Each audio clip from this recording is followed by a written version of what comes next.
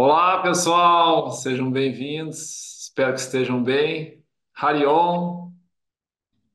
Hoje o assunto é sobre o que é mais importante na vida, o que devemos considerar como valioso em nossas vidas e o que devemos tirar esse status de riqueza, de validade, de importância em nossa vida.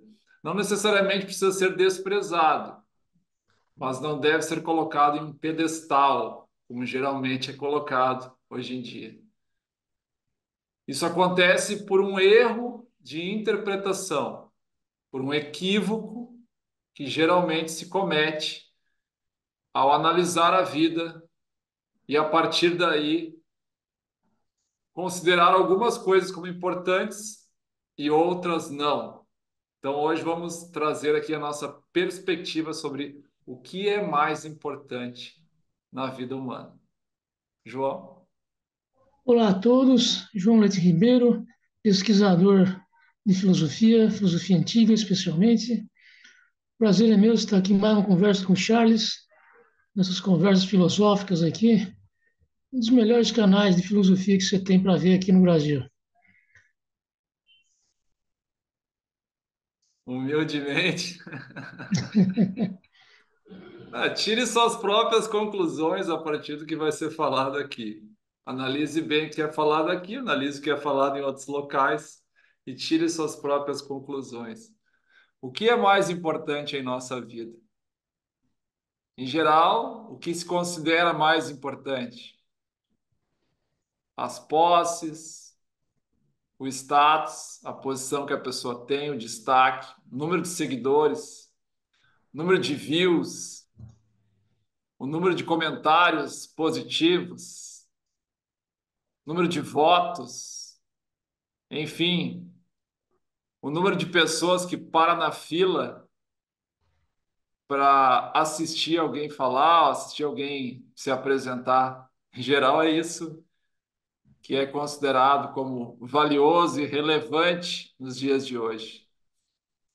Mas essa pessoa que tem todo esse destaque, tem toda essa mídia em cima dela, tem muitos seguidores, tem muito dinheiro, tem muitas posses.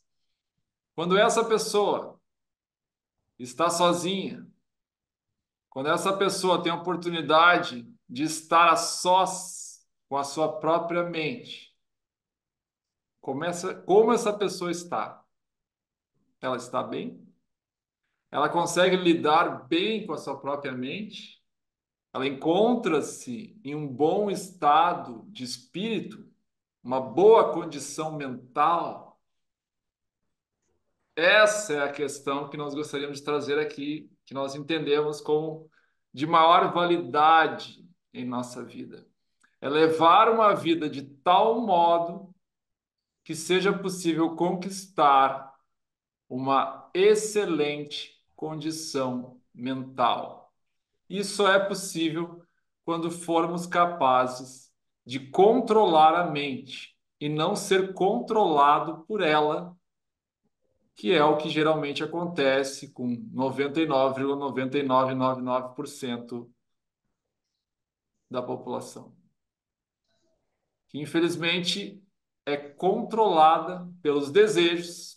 O que é a mente? A mente é um amontoado de desejos. Então, quanto mais desejos eu tiver, maior a chance de eu ser controlado pela mente e não o contrário.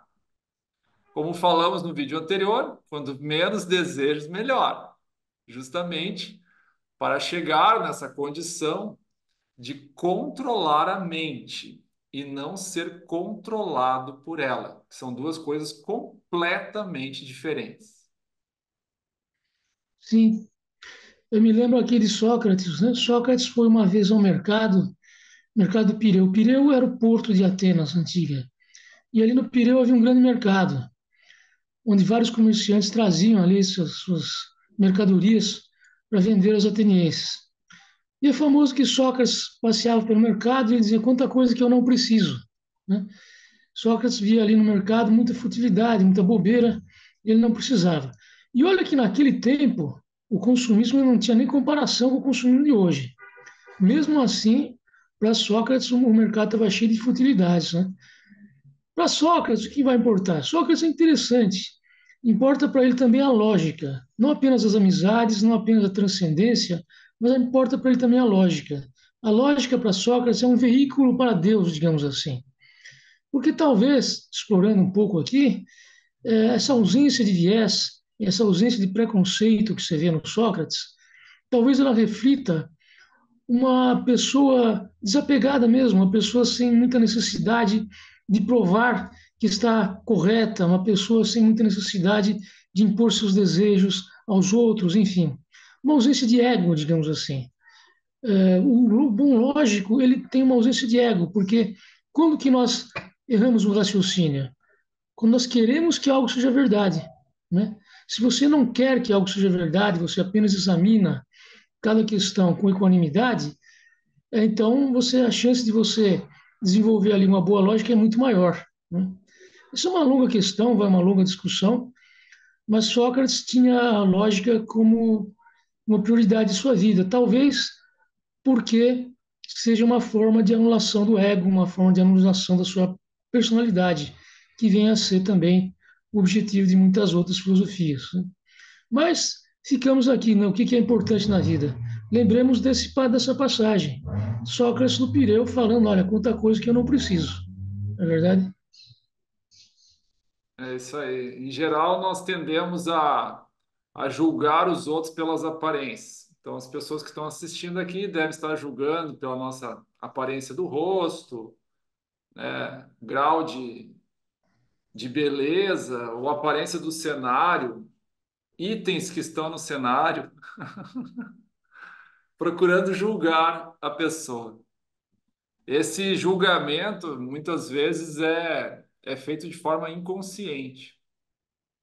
Nós temos padrões registrados na nossa mente, padrões que atestam o que é uma boa pessoa, o que é uma pessoa confiável e o que não é.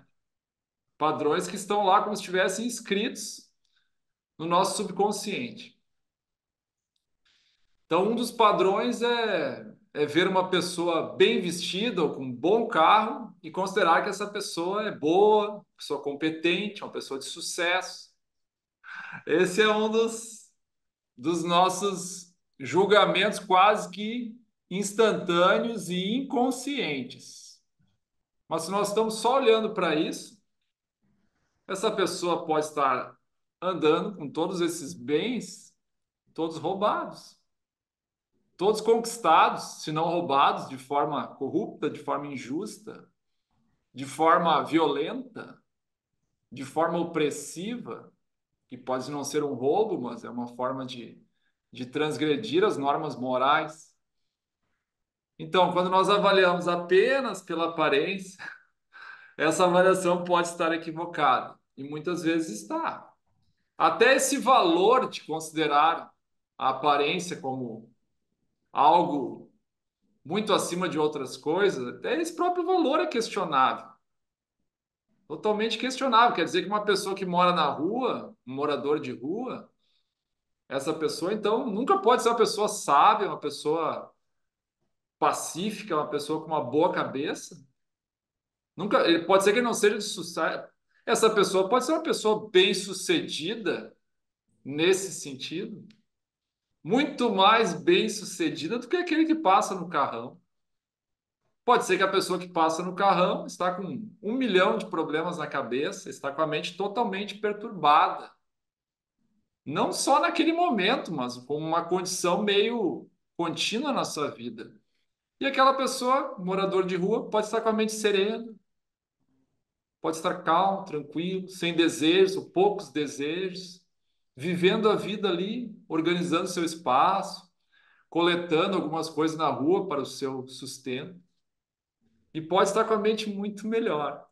Então, se a gente faz essa análise por aparência, a gente pode estar perdendo muitas pedras preciosas, muitas coisas valiosas em nossa vida. Então, vale a pena a gente revisitar esses nossos conceitos, essas nossas certezas de o que é realmente importante em nossa vida. Com certeza. É a ditadura das aparências, né? Tem aquele filósofo esloveno, Zizek, Slavoj Zizek, acho que é o nome dele. E não que ele não fale coisas interessantes, ele fala, mas um dos pontos dele de que o ser humano vive para projetar imagens. Mesmo aquele que não quer projetar imagem nenhuma, projeta a imagem de que não quer projetar imagem. Para o Zizek, nós vivemos todos para projetar imagens. Isso seria da vida, isso seria a vida, né? E, bom, isso é importante? Acaba sendo, porque é impossível você viver sem pensar no assunto.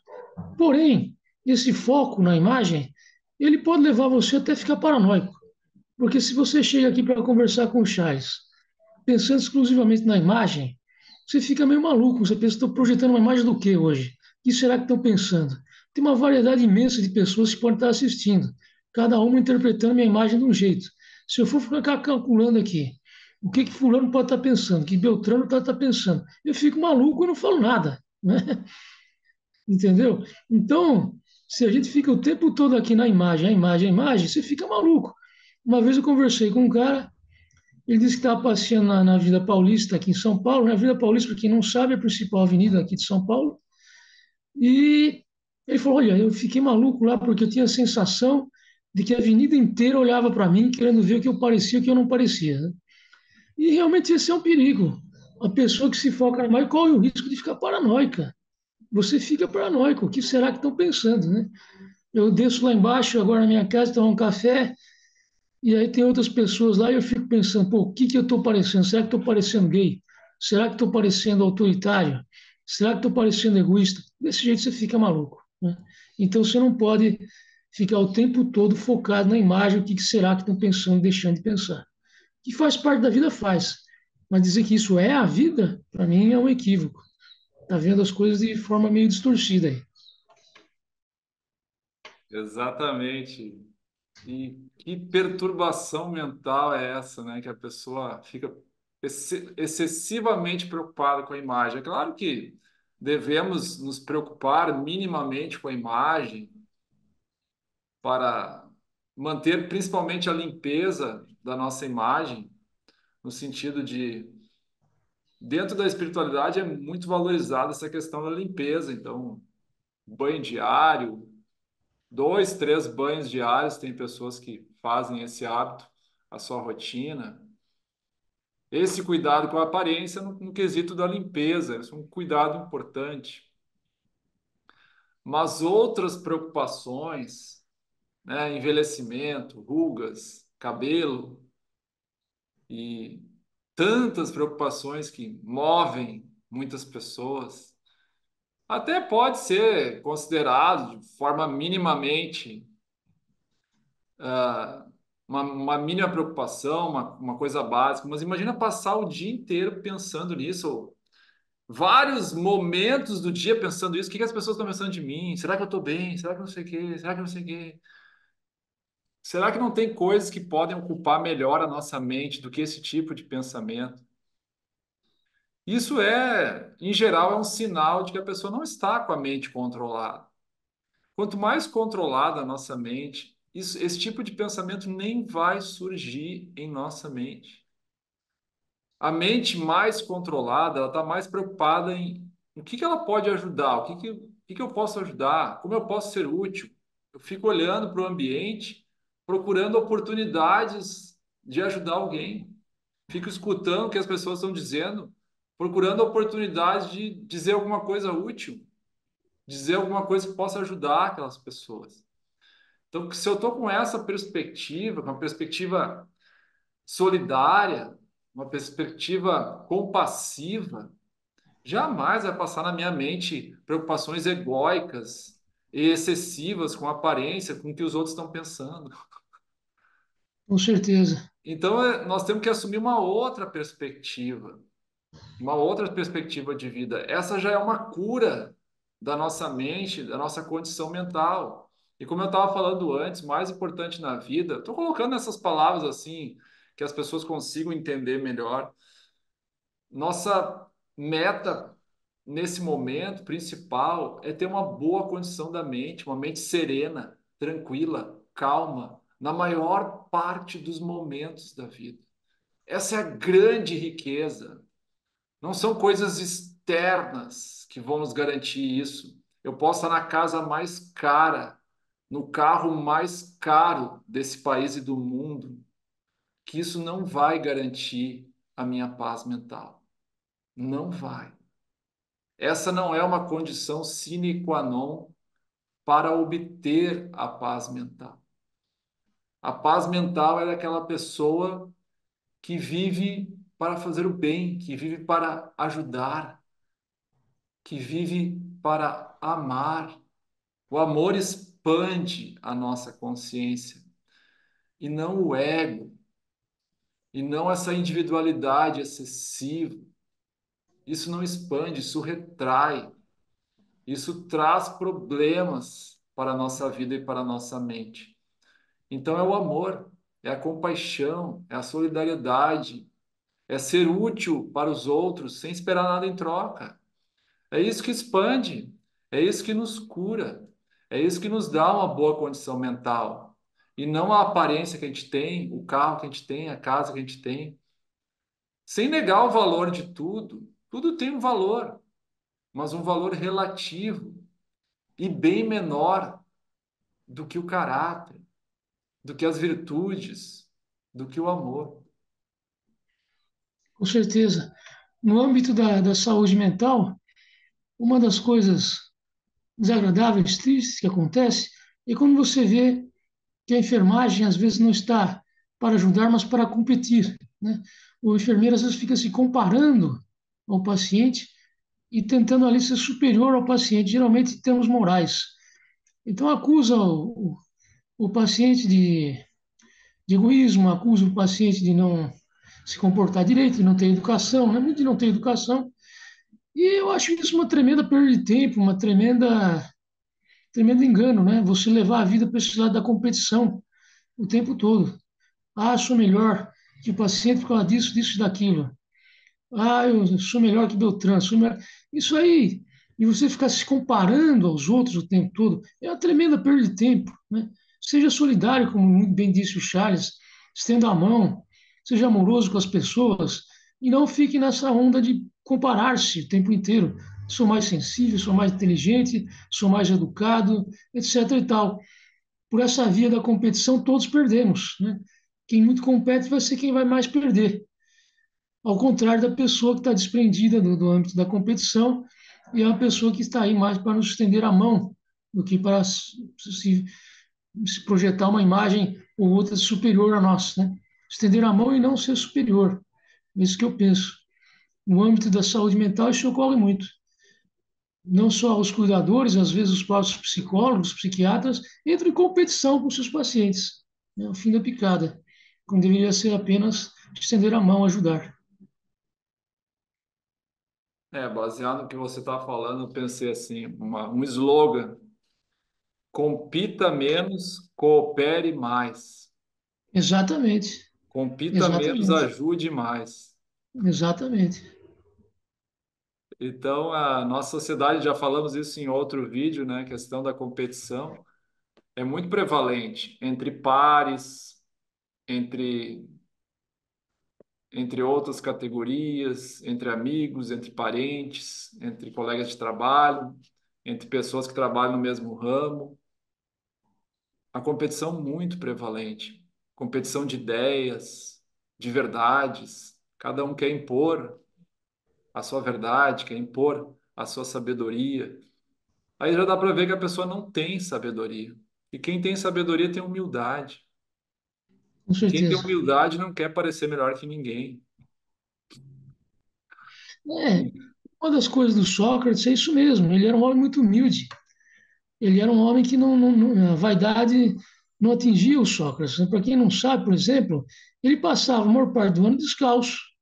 Sócrates passava descalço a maior parte do ano.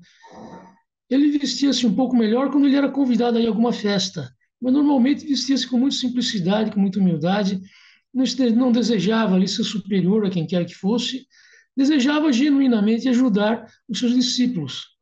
Sócrates tinha isso, ele era um homem muito bom. E ele priorizava a amizade nesse mundo, né? O que é mais importante nos relacionamentos humanos? É a amizade, é estender a mão, ser solidário.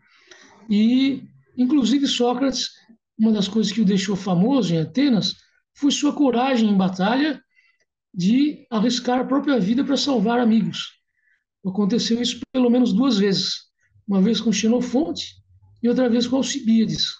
E os dois narram como Sócrates foi ali solidário, como ele teve desprendimento de arriscar a própria vida para ajudar Alcibíades e Xenofonte, né? Então, essa humildade, esse desprendimento, são uma marca socrática também, né? Ele era um homem simples, um homem humilde e que buscava a amizade. Esse seria o valor principal da vida aqui nesse planeta. Estender a mão e ser solidário uns com os outros.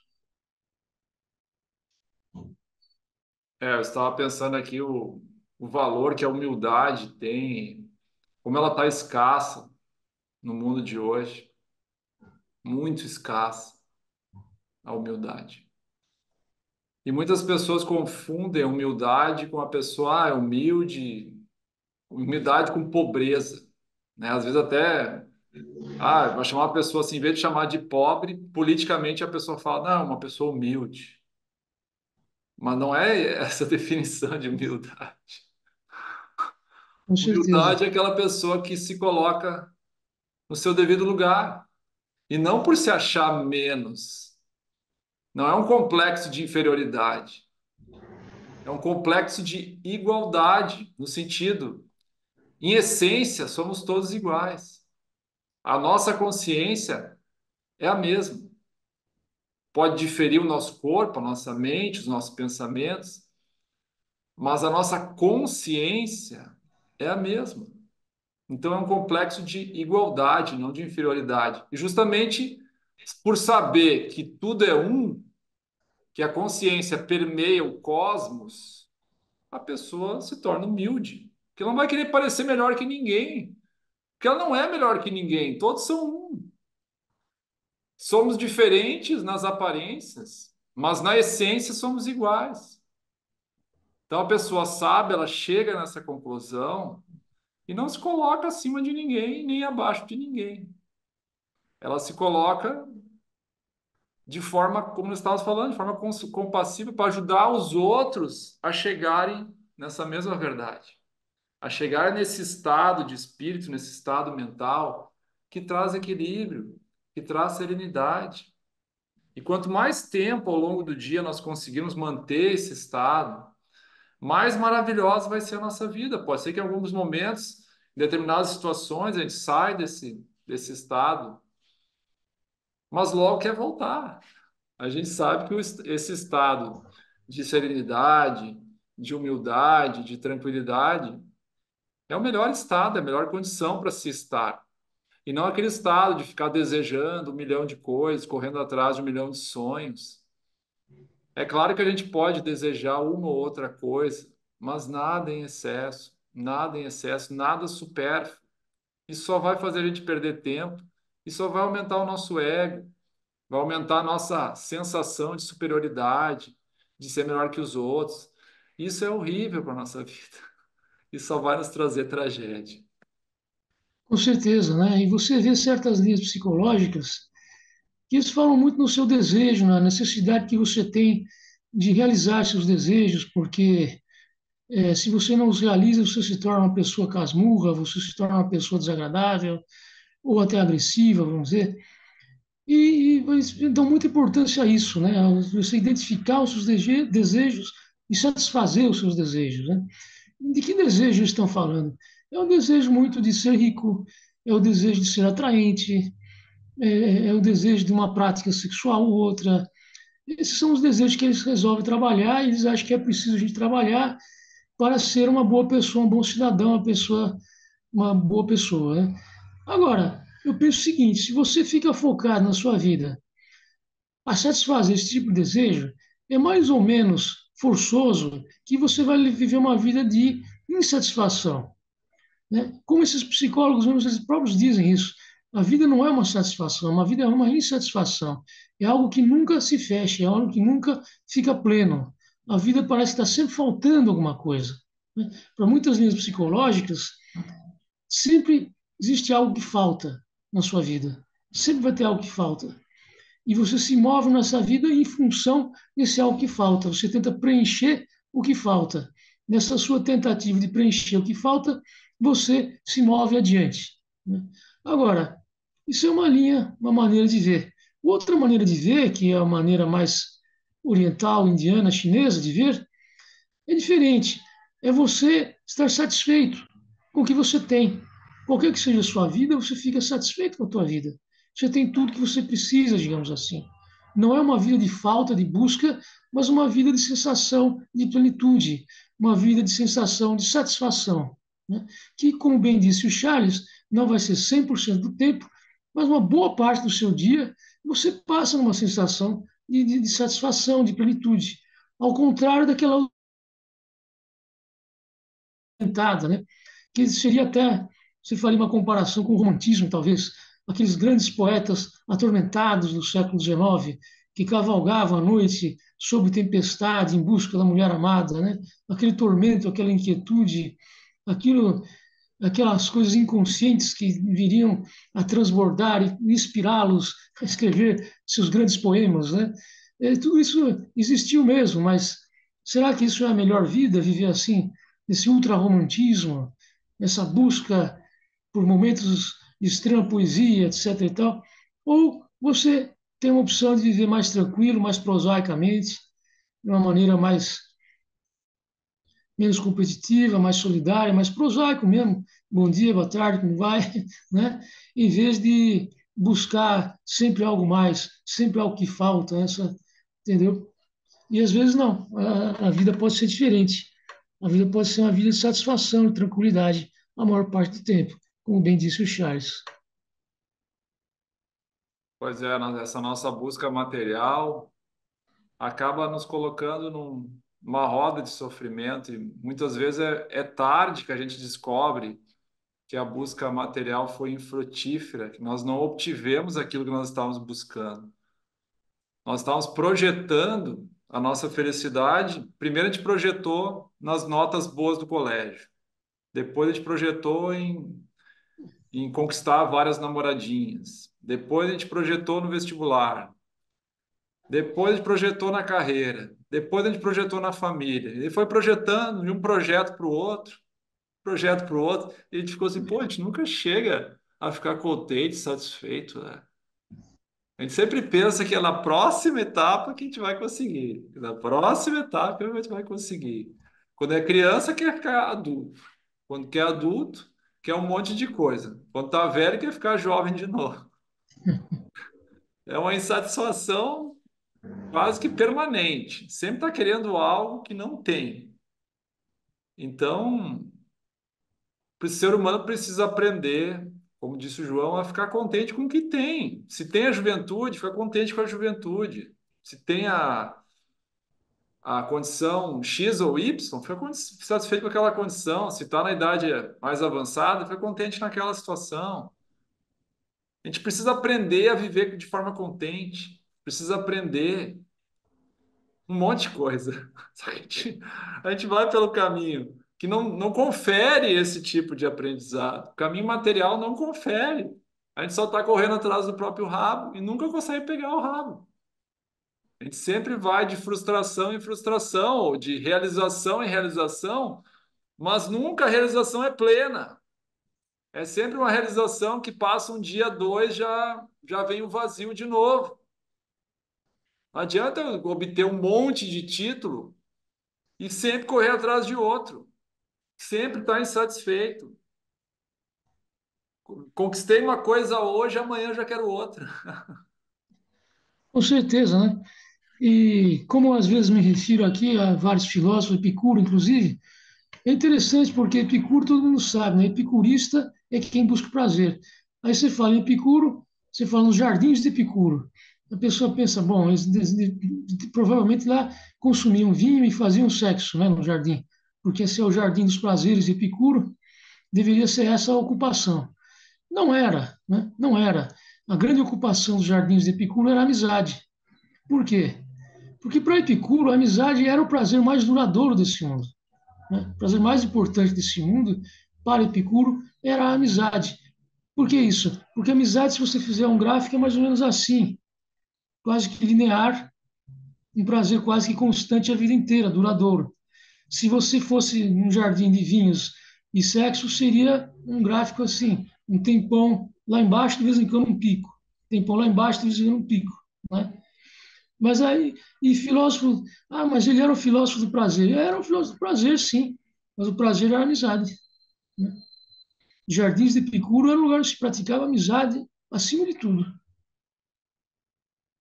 É, existem coisas que são de maior valor, não essas coisas esporádicas, essas coisas que são picos, como você falou, picos de gozo e prazer, e o É, resto da vida um desprazer, um desgosto, uma insatisfação, um vazio. Isso não vale a pena.